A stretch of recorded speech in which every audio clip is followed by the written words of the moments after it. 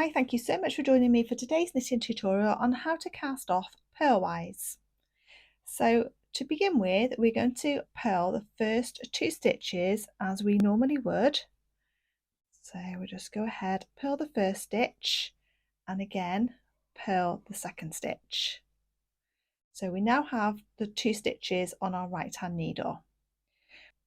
And what we're going to do is we need to bring this first stitch over the second stitch and off the needle to leave us with 1 stitch.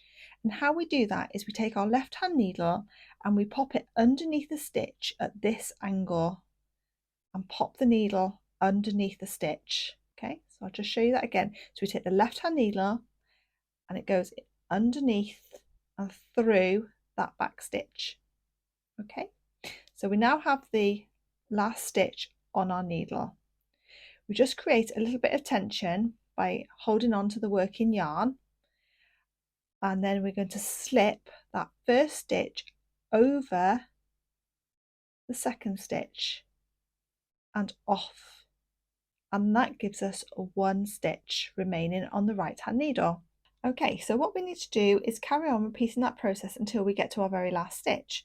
So pop the needle in, purl as normal, 2 stitches again on the right hand needle. Taking the left hand needle, we're going to pop it underneath that stitch, the first stitch.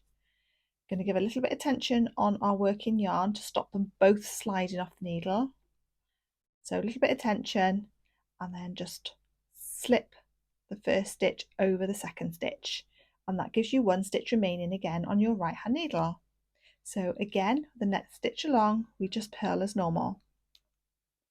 Taking the left hand needle, we pick up that last stitch. Okay, a little bit of tension and pass that stitch over the first stitch and off. We just do that again with the next stitch. Okay, we pick up that first stitch, bring it over the second stitch and off.